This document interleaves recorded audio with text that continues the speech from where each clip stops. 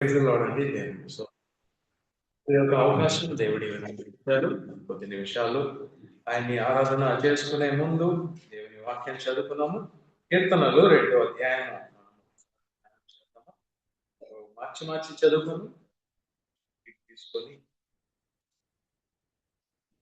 అన్యజనులు ఏల అల్లరి రేపుచున్నారు, జనములు ఏల వ్యర్థమైన దాన్ని తలంచుచున్నవి.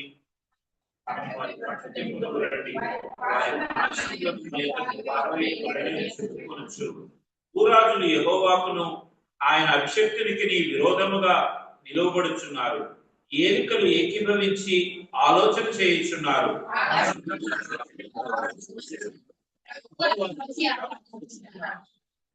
ఆయన ఉగ్రుడై వారితో పలుకును, ప్రచండ కోపము చేత వారిని తల్లడింపజేయును.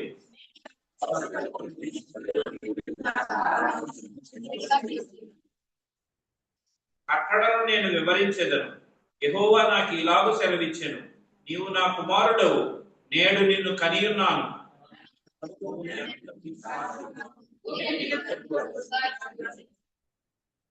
ఇనుపదండముతో నీవు వారిని నలుగగొట్టెదవు, కుండలు పగలగొట్టినట్లు వారిని ముక్క చెక్కలుగా పగలగొట్టెదవు.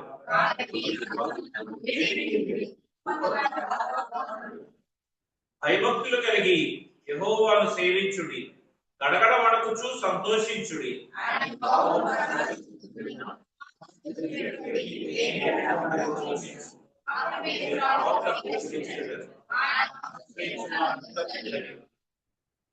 ఈ కొద్ది భాగంలో మనం కొన్ని విషయాలు ఈ చదివిన భాగంలో మనం ఒకసారి చూస్తే మొదటి 3 వచనాల్లో మనం చూస్తే అన్యజనులు అలాగే జనములు అందరూ కూడా ఈరోజు మనుషులు జీవించే పద్ధతి విధానం చూస్తే చెడ్డతనం ఎంతో కనిపిస్తా ఉన్నది, దుష్టత్వం ఎంతో కనిపిస్తా ఉంది.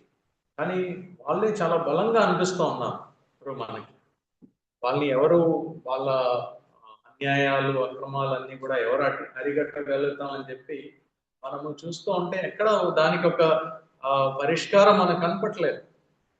ఎవరు ఇష్టం వచ్చినట్టు వాళ్ళు చేసుకుంటున్నారు. లోకంలోనే చూడండి, యుద్ధాలు, ఎన్ని యుద్ధాలు, ఎవరు ఆపలేకపోతున్నారు, ఎవరి ఇష్టం వాళ్ళది అయిపోయింది. ఒక దేశం ఇంకో దేశం మీద దాడికి వచ్చేస్తున్నారు, ఎవరు ఆపలేకపోతున్నారు. మన ఈ వ్యవస్థ అంతా మనం చూస్తూ ఉంటే వీళ్ళందరూ కట్టగట్టుకొని వాళ్ళు ఏం చెప్తున్నారు, దేవుని యొక్క పద్ధతికి మేము వ్యతిరేకంగా ఉన్నాము, మా ఇష్టము మేము ఏమైనా చేస్తాము అనే ఒక వ్యవస్థ మనకి లోకంలో కనపడుతూ ఉన్నది. మనం అనుకుంటాం చాలా మందిని చూసి, ఓ చాలా భక్తి పరులు ఉన్నారండి ఈ లోకంలో, ఏ మతమైనా సరే అంటే మతం ఒక ఆచారంగా పాటించే అలవాటు అయిపోయింది. మతము చాలా ఆచారాలు, రూల్స్, రెగ్యులేషన్స్ తో చర్చ్కి వస్తే సరిపోద్ది అనుకుంటారు, కొద్ది ప్రార్థన చేస్తే సరిపోద్ది అనుకుంటారు.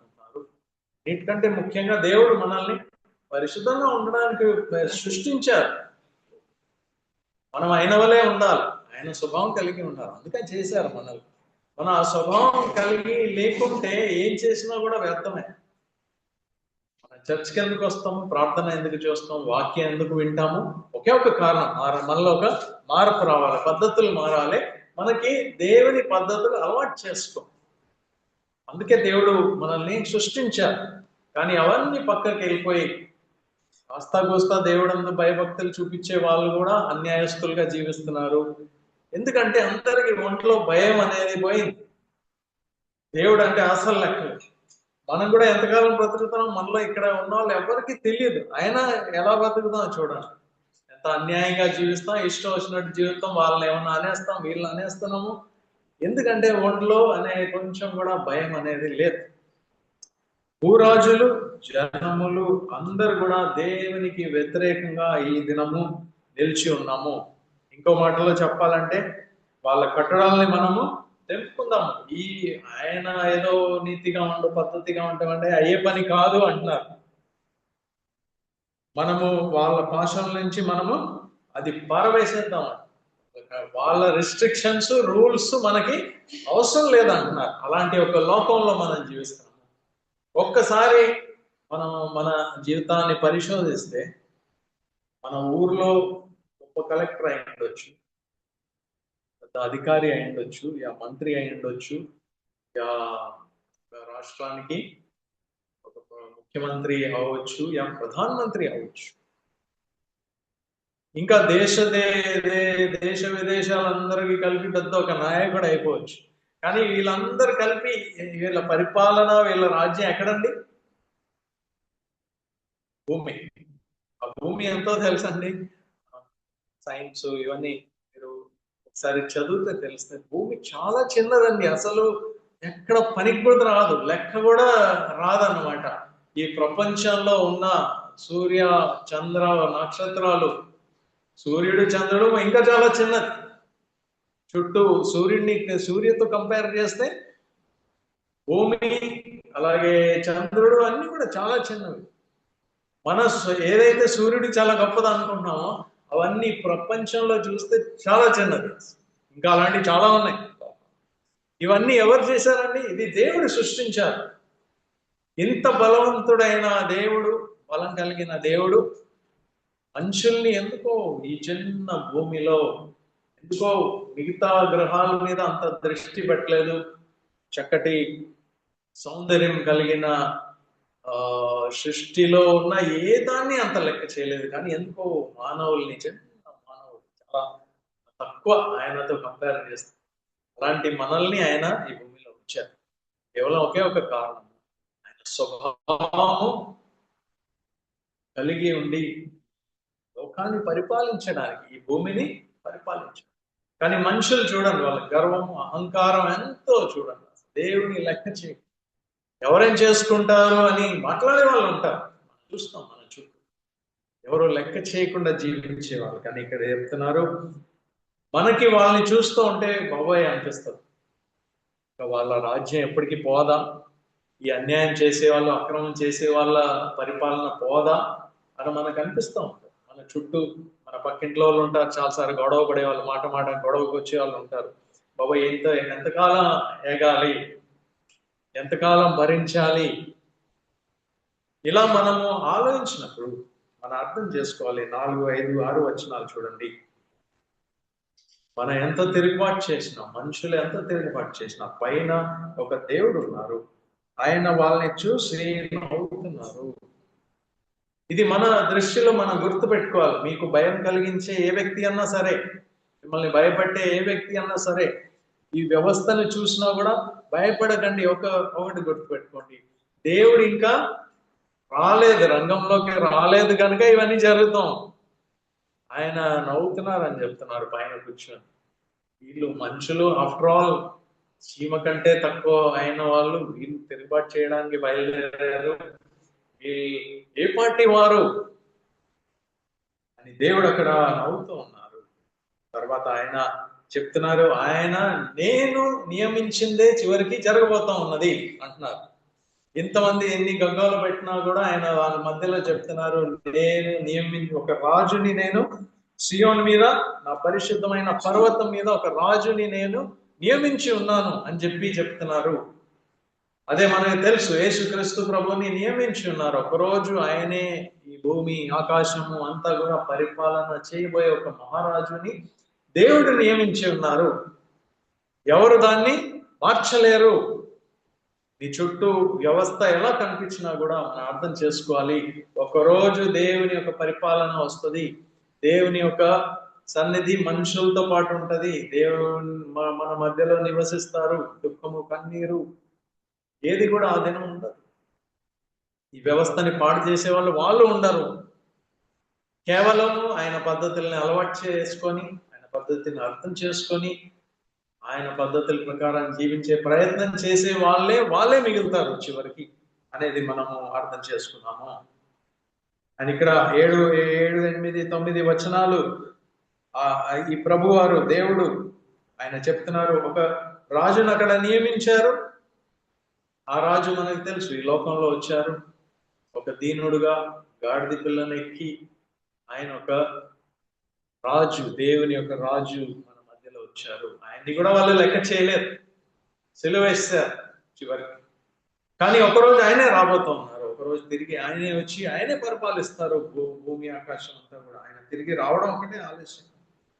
ఆయన నీవు నా కుమారుడు, నిన్ను నేను కని ఉన్నాను, నీకేం కావాలంటే అడుగు, నేను ఇచ్చేస్తాను అంటున్నారు.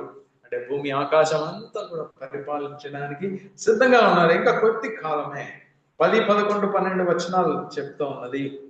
మీ రాజులా, మీరెంత పెద్ద అధిపతి అయినా, మీరు మీ గురించి ఎంత గొప్ప వాళ్ళు అనుకుంటున్నా కూడా అర్థం చేసుకోండి, వివేచన కలిగి ఉండండి.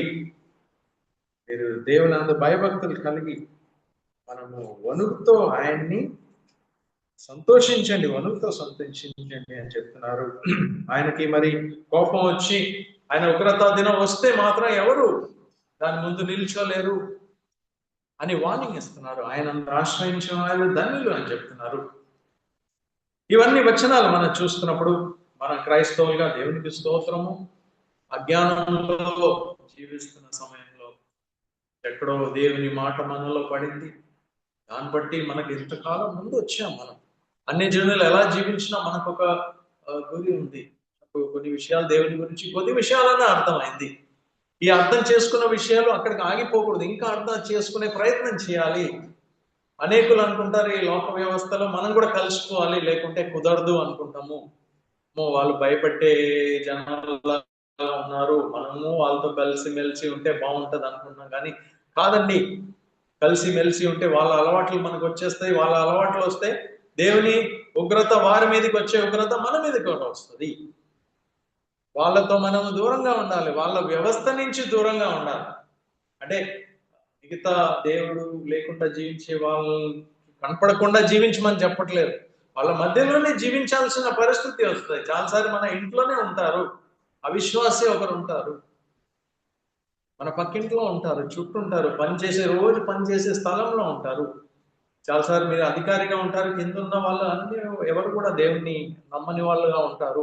పర్వాలేదు, మనం ఆ వ్యవస్థ మధ్యలోనే జీవించాలి, ఆ వ్యవస్థ మధ్యలోనే మనము ప్రదర్శించాలి. దేవుని పద్ధతి ఒకటి ఉందనేది మనము నిరూపించాలి, చూపించాలి మన జీవితం వల్ల. ఇది మన వల్ల అవ్వదండి, ఇది మళ్ళీ అర్థం చేసుకోవాలి. ఇది మన వల్ల సాధ్యం కాదు. ఇది మన ప్రార్థన చేయాల్సి ఎలాంటి వాటి కొరకు అనమాట. మన ప్రార్థన చేసే అంశాలు ఏవేవో ఉంటాయి, కానీ మీరు ప్రార్థన చేస్తే ఈ అంశం కొరకు ప్రార్థన చేయండి. ప్రభువా, నీ గురించి నేను ఒక సాక్షిగా ఉండాలి, నాకు సహాయం చేయండి, జ్ఞానం నీ దగ్గర నుంచి వస్తుంది, నాకు జ్ఞానం దయచేయండి అని మనం అడగాలి. ఎలా మాట్లాడాలో నాకు నేర్పించండి, ఇది అసాధ్యమైన పని కానీ నాకు చేసే సహాయం దయచేయండి అని చెప్పి మనం అడగాలి. దేవుని బిడ్డలకి దేవునికి అసాధ్యమైనది ఏమన్నా ఉందా అండి? ఏమీ లేదు. ఆయనకు అసాధ్యమైనది ఏమీ లేదు.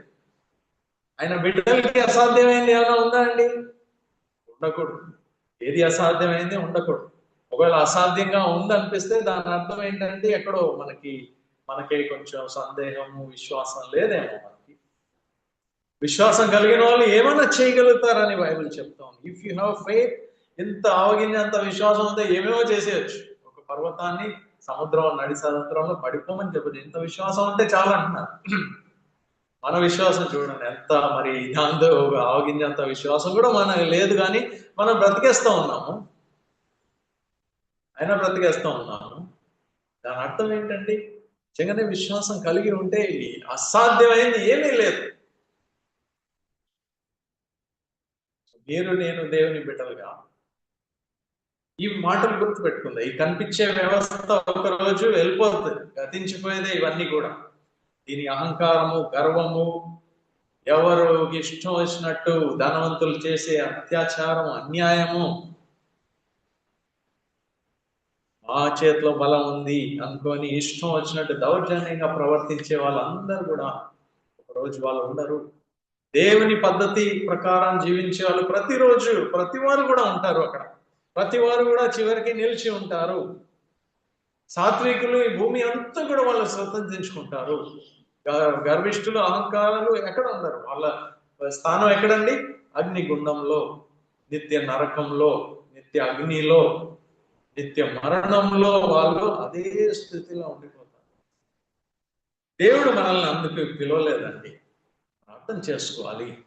అండ్ యాక్చువల్లీ అపోస్తుల కార్యములు 4వ అధ్యాయంలో ఒక వచనం త్వరగా చూసేసి మనము ఆరాధనలోకి వెళ్దాము. అపోస్తుల కార్యములు 4వ అధ్యాయం అంతా కూడా మనం చూస్తే అపోస్తుల కార్యములు 4వ అధ్యాయం ఈ ఇది ఎక్కడ జరుగుతూ ఉందంటే ఇజ్రాయెల్ దేశంలో యేసుక్రీస్తు ప్రభుని సిలువ వేసిన తర్వాత ఆయన వచ్చి ప్రకటించారు దేవుని రాజ్యం. దేవుని రాజ్యము నీతి, సంతోషము, పరిశుద్ధాత్మందలి ఆనందము, సమాధానము అని చెప్పి ఆయన ప్రకటించారు. ఆయన గొప్ప రాజుగా రాలేదు, ఒక సామాన్య వ్యక్తిగా వచ్చారు. Ordinary person. ఎవరు కూడా అంటే ఈ దేశంలో అధికారం కావాలన్నా, ఈ లోకంలో అధికారం కావాలంటే మనం చాలా బలంగా ఉండాలండి, స్ట్రాంగ్ గా ఉండాలి అని, స్ట్రాంగ్ గా నిల్చోవాలండి అనుకుంటాం. అప్పుడు చాలా మంది పెరిగే వాళ్ళుగా ఉంటాం మనం. కానీ ఈ లోకం ఏం చెప్తా ఉంది? ధైర్యంగా, కాన్ఫిడెంట్ గా ఏమైనా చేసే వాళ్ళకే స్థానం ఉంటుంది, వాళ్ళే అందరినీ పరిపాలిస్తూ ఉంటారు. కానీ బైబిల్ అలా చెప్పట్లేదండి. ఈ వ్యక్తి సామాన్యమైన వ్యక్తిగా వచ్చారు. పెద్ద కుటుంబంలో ఏం పుట్టలేదండి. కనీసం ఆయన పుట్టుక కూడా ఎక్కడో ఏదో పశువుల పాకలో ఎక్కడో ఏం దొరకలేకుంటే ఏ దిక్కులేని ఒక వ్యక్తిగా, కానీ అన్ని కూడా దేవుని చక్కటి ఏర్పాటు. ఎంత అయితే కావాలో కరెక్ట్ అంతే అందించారు వాళ్ళకి. మరీ దిక్కు లేకుండా డస్ట్బిన్ లో పడేసే బిడ్డలుగా కాదు ఈ కాలంలో చూస్తాం మనం చాలాసార్లు. అలా కాదండి, ఎక్కువ లేదు కానీ ఎంత కావాలో కరెక్ట్ అంతే. పశువుల పాకలో, రొట్టిలో చూసుకోవడానికి కూడా జనాలు. ఆ రోజు వేరే ఊర్లో అంత పెద్ద సందడి ఏం జరగలేదండి. కొంతమంది వచ్చారు, గొల్లలు వచ్చారు. మరీ జ్ఞానం కొన్న వాళ్ళు 2 సంవత్సరాల తర్వాతే వచ్చారండి వాళ్ళు. ఎవరికైతే జ్ఞానం లేదో ఆ రోజే వాళ్ళకి దొరికింది, ఊరంతా వాళ్ళు చెప్పేశారు. అలాగే ఈ బీద బిడ్డని అతనికి పరలోకం నుంచి దూతలందరూ కాపలా కాస్తో దిగలేదండి. ఇప్పుడు మన సీఎం గారు వచ్చిన, ప్రధానమంత్రి వచ్చిన 4-5 బండుల నిండా జనాలు ఉంటారు.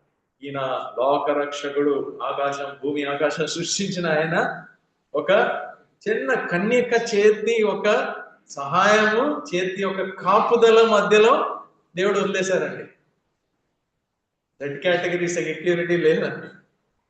చిన్న ఒక బలహీనమైన స్త్రీ ఏమో, పేద కుటుంబం నుంచి వచ్చిన స్త్రీ బిడ్డని పట్టుకొని, కానీ అక్కడికక్కడ దేవుడు సమయానికి ఇన్ఫర్మేషన్ అందించారు. ఆయన భర్తకి చెప్పారు, బాబు వెళ్ళిపోండి, త్వరగా వెళ్ళిపోండి, రాత్రి బయలుదేరేసి వెళ్ళిపోండి అన్నారు. అయితే అలా వాళ్ళ శిష్యుని కాపాడుకుంటాం మొత్తానికి గ్యాలిలీ అనే స్థలాన్ని వరకు చివరికి వెళ్ళి ఆ బిడ్డ ఎదిగి సామాన్య వ్యక్తిగా, జోబులో ఒక పైసా లేదు, ఏమీ లేకుండా దేవుని సువార్త ప్రకటిస్తూ ఆయన మాటలు చెప్పారు కదా. ఎందుకు చింతిస్తారు? నేను బ్రతుకుతున్నాను కదా. ఆకాశంలో ఉన్న పక్షులను చూసారా? అవే ఎవరినన్నా అడుక్కుంటుందా, లేకుంటే ఏమైనా చేస్తుందా? ఆటోమేటిక్ గా దేవుడు ఇస్తారండి. వాళ్ళకి ఇచ్చిన దేవుడు మీకు ఇవ్వరా అని చెప్పి కొన్ని బలమైన ప్రశ్నలు మన మధ్యలో ఆయన ఉంచారు. ఈ బలహీనమైన వ్యక్తిని వాళ్ళు చివరికి ఈయన దేవుని కుమారుడు అని చెప్పుకుంటున్నారు అని చెప్పి పెద్ద పెద్ద నాయకులు ఆయన్ని చూసి వణికిపోయారు. పిలాతు కూడా ఆయన చూసి భయపడిపోయారు. ఏంటి ఈయన అర్థం అవ్వలేదు వాళ్ళకి. ఏంటి ఈయన వ్యవహారం ఏంటి, ఇలా ఉన్నాడేంటి, ఈయన చూస్తే ఆయనలో చెప్పలేని ఒక శక్తి ఉన్నది అని చెప్పి ఆయనతో పెట్టుకోలేదు. బాబు నాకు సంబంధం లేదండి, మీరే చేసుకోండి అని చెప్పి చేతులు ఆయన అడిగి వేశారు. ఈ బలహీనమైన వ్యక్తి వాళ్ళు సిలువ వేశారు, అవతల పడేశారు. 3 రోజుల తర్వాత మరణం జయించి తిరిగి లేచారు. లేచి ఆయన శిష్యులకి కనపడ్డారు. వాళ్ళు భయపడుతూ ఉన్నారు. బాబాయ్ చెప్పి ఆయన విన్నదాన్ని బాగానే ఉన్నాయి, కానీ ఆయన చనిపోయారు, మంచి వ్యక్తి, అన్ని విషయాలు మంచిదే, ఆయన దేవుని బిడ్డ అనుకున్నాం, పిల్లోడు అనుకున్నాం, దేవుని కుమారుడు అనుకున్నాం, కానీ ఈరోజు ఆయన చనిపోయారని చెప్పి భయపడుతూ ఉన్న సమయంలో యేసుక్రీస్తు ప్రభు వాళ్ళని దర్శించారు, మాట్లాడారు, వాళ్ళకి చెప్పారు జస్ట్ వెయిట్ చేయండి, అప్పుడే కాదు, జస్ట్ వెయిట్ చేయండి. అప్పటికీ భయపడుతూ తలుపులన్నీ వేసి జాగ్రత్తగా గడిపేసుకున్నారు. కానీ పెంతెకోస్తు దినంలో పరిశుద్ధాత్మ, దేవుడు వాగ్దానం చేసి పరిశుద్ధాత్మ వాళ్ళని నింపినప్పుడు ధైర్యం, మీకు నాకు పెద్ద ధైర్యం లేదండి, పరిశుద్ధాత్మ ఒక సహాయం లేకుండా మనం బ్రతికే ప్రయత్నం చేస్తే అవ్వదు. పరిశుద్ధాత్మ అవ్వాల్సిందే. పరిశుద్ధాత్మ మన గురించే ఏర్పాటు చేసిన ఒక వ్యక్తి, సహాయం చేయడానికి, మనకు తోడు ఉండడానికి, పక్కనే ఉండడానికి, మనలో ఉండడానికి, మనల్ని నడిపించడానికి పరిశుద్ధాత్మ ఒక సహాయం దేవుడే ఏర్పాటు చేశారు. ఆయన లేకుండా మనం మేనేజ్ అవుతాం అంటే అవ్వదు. ఎన్ని మంచి వచనాలు విన్నా, విషయాలు విన్నా మన వల్ల అవ్వదు. మన ప్రార్థనలో ఇదొక అంశం అయి ఉండాలి. ప్రభువా పరిశుద్ధాత్మతో నింపు. మనం ప్రార్థన చేస్తే దేవుడు నింపుతారు, సహాయం చేస్తారు. మనం వేరే విధంగా జీవించవచ్చు ఈ లోకంలో. అండ్ ఈ శిష్యులు వాళ్ళు అద్భుత రీతిగా అందరికీ కనపడేలాగా ఒక కాలు బాగాలేని వ్యక్తి ఆయన వాళ్ళు లేపి నడిపించేశారు. అందరు ఆశ్చర్యంగా చూశారు. అండ్ ఎవరైతే దేవునికి వ్యతిరేకంగా ఈ నాయకులు, అధికారులు ఉన్నారో వాళ్ళందరూ వెళ్ళి మహా అయితే ఏం చేయగలుగుతారో వాళ్ళు పట్టుకొని జైల్లో వేశారు. రెండో రోజు వాళ్ళని అక్కడ నెలలో పెట్టారు. ఈ అపోస్తుల కార్యం 4వ అధ్యాయంలో చూస్తున్నాం 5వ వచనము. ఆ నాయకులు, అధికారులు, శాస్త్రులు అందరూ కూడా, పెద్ద పెద్ద వాళ్ళందరూ, యేసుక్రీస్తు ప్రభుని సిలువ వేసిన వాళ్ళందరూ కూడా అక్కడ ఉన్నారు. ఏ నామంతో, 7వ వచనము, ఏ శక్తితో, ఏ నామంతో మీరు చేశారంటే పరిశుద్ధాత్మతో నిండి అన్నారు. ఈరోజు మేము ఒక వ్యక్తిని బాగు చేశాము అని చెప్పి మీరు ఇంతగా గోల పెట్టేస్తున్నారు. చెప్తాను ఏ పేరుతో చేశామని చెప్తాను. యేసు, నజరేయుడైన యేసు పేరులోనే ఇది చేశాం అని చెప్పి వాళ్ళు చెప్పడం, ఆయన వాళ్ళు చిన్న సువార్త కూడా అక్కడ ప్రకటించేశారు. 13వ వచనం చూడండి. ఈ పేతురు, యోహాను వాళ్ళని చూశారు, ఆశ్చర్యపోయారు అని రాసింది. వీళ్ళకేమో చదువులు లేదు, దెబ్బలు పట్టే వాళ్ళు. ఏంటి వీళ్ళు మాట్లాడేది? పండితుల్లో మాట్లాడేస్తున్నారు వీళ్ళు. చూసి ఆశ్చర్యపోయారు. ఒక్క విషయం వాళ్ళు గమనించారు. ఈ క్యారెక్టర్లను ఎక్కడో చూసాం మనము. ఎక్కడ? యేసుతో వీళ్ళు తిరిగిన బ్యాచ్. అండ్ ఇంకా వీళ్ళని ఏమన్నా చెయ్యాలంటే వాళ్ళ పక్కనే ఎవరు నిల్చో ఉన్నారండి? స్వస్థపరచబడిన వ్యక్తి నిల్చో ఉన్నారు, జనాలు నిల్చో ఉన్నారు. లేదండి ఇది ఏమి చెప్పడానికి లేదు. వాళ్ళే స్వస్థపరిచారు, యేసునామంలోనే స్వస్థపరిచారు. ఏ యేసు ప్రభుని సిలువ వేశారు? ఆయనే స్వస్థపరిచారు. సో వాళ్ళు ఏమి చెప్పలేకపోయారు. ఓన్లీ ఏం చేశారంటే 18వ వచనము వాళ్ళని బెదరగొట్టారు అంతే. ఏం చెప్పడానికి లేదు. చేయకండి ఇంకా ఇక నుంచి అని చెప్పారు. అంతకంటే వాళ్ళు ఏమి చెప్పడానికి అక్కడ లేదు. కానీ వీళ్ళు వెళ్ళిపోయారు. వీళ్ళు వెళ్ళిపోయి 23వ వచనము వాళ్ళ అక్కడ కూడి ఉన్న సంఘంతో చేరి వాళ్ళు చెప్పారు, ఈరోజు ప్రధాన యాజకులు, ఈ పెద్దోళ్ళు యేసుక్రీస్తు ప్రభుని ఏ విధంగా అయితే వాళ్ళు పట్టుకొని బంధించడానికి చూశారు, అదే విధంగా మమ్మల్ని కూడా పట్టుకు వెళ్ళారు. అండ్ వాళ్ళు అందరు కలిపి, ఆ గ్రూప్ అంతా కలిపి ప్రార్థన చేస్తున్నారు. 24వ వచనము, ప్రభువు నీవే భూమి, ఆకాశము, సముద్రము, వాటిలో ఉన్న అన్నిటినీ నీవే సృష్టించావు. 24వ వచనం. 25వ వచనము మన ఇందాక చదివిన కీర్తన భాగము చదవండి ఎవరన్నా. 25, 26 వచనాలు. అన్యజనులు ఏల అల్లరి చేసిరి, ప్రజలెందుకు వ్యర్థమైన ఆలోచనలు పెట్టుకునేది? ప్రభువు మీదను ఆయన క్రీస్తు మీదను భూరాజులు లేచిరి, అధికారులను ఏకముగా కూడుకొనిరి అని నీవు పరిశుద్ధాత్మ ద్వారా మా తండ్రియు నీ సేవకుడునైన దావీదు నోట పలికించితివి. దావీదు రాసిన 2వ కీర్తనలో ఉన్న భాగం అన్ని యేసుక్రీస్తు ప్రభు గురించి రాబోయే ఎన్నో ఆయన మాట్లాడి దాదాపు 600-700 సంవత్సరాల తర్వాత జరిగింది ఈ విషయం అని చెప్తున్నారు. 27, 28, 29 వచనాలు చూస్తే వీళ్ళందరూ కూడా ఈ పట్టణంలో, ఏ పట్టణంలో అయితే ఒకరోజు యేసుక్రీస్తు ప్రభు పరిపాలించబోతూ ఉన్నారు, ఆ పట్టణంలో వాళ్ళు ఆయనకు వ్యతిరేకంగా వాళ్ళు కుట్ర చేసుకొని హేరోదు, పిలాతు వీళ్ళందరూ కూడా వ్యతిరేకించారు. కానీ వాళ్ళందరూ యేసుక్రీస్తు ప్రభుని సిలువ వేశారు. కానీ అక్కడ రాసిన మాట చూడండి, 28వ వచనము. వాళ్ళు ఏం చేశారండి? దేవుని ప్లాన్ కి మీద వాళ్ళ ప్లాన్ పనిచేసినట్ట అండి. అక్కడ ఏం రాసిందంటే దేవుని ప్లాన్ నెరవేర్చారంటున్నారు, అంతే తప్పించి ఇంకేం కాదు. ఎంత కుట్రలు చేసినా కూడా, మీకు నాకు వ్యతిరేకంగా ఎంత కుట్రలు చేసినా కూడా ఒక విషయం అర్థం చేసుకున్నాము, ధైర్యం కలిగి ఉన్నాము. మనకి నిరూపించబడి ఉన్నాము. మనకి వ్యతిరేకంగా నిరూపించబడిన ఏ ఆయుధము వర్తిల్లదు. వాళ్ళ గొప్ప ప్లానింగ్ ఉండొచ్చు, మీరు ఎక్కడో నిద్రపోతున్నారేమో, వాళ్ళు ఎక్కడో ప్లాన్ చేస్తున్నారేమో, మీకేం అవదండి. వాళ్ళు ఏం చేయగలుగుతారో తెలుసా? మహా అయితే మన ప్రభువుని సెలువు వేసినట్టే వేసేయగలుగుతారు ఏమో, కానీ అంతకంటే మించి వాళ్ళు ఏం చేయలేరండి. వాళ్ళ ప్లాన్ ఎప్పుడు కూడా సక్సెస్ అనేది అవ్వదు. ఈ విషయంలో ఒకటి మనం అర్థం చేసుకోవాలి. చాలాసార్లు మనకి ఇబ్బందులు, కష్టాలు, ఎవరన్నా కష్టం పెట్టినప్పుడు కూడా మనం అర్థం చేసుకోండి, వీటన్నిటి వెనకాల దేవుని హస్తం కూడా ఉన్నది అనేది మనం అర్థం చేసుకోండి. మనము దేవుని బిడ్డలై ఉంటే వాళ్ళు ఏం చేసినా కూడా దాన్ని తిప్పి వేసేస్తారు. ఆయన కరెక్ట్ మనకు పని చేసే విధంగా చేస్తారు, మన మేలు కొరకు మార్చేస్తారు అన్ని కూడా. ఏదన్నా సరే,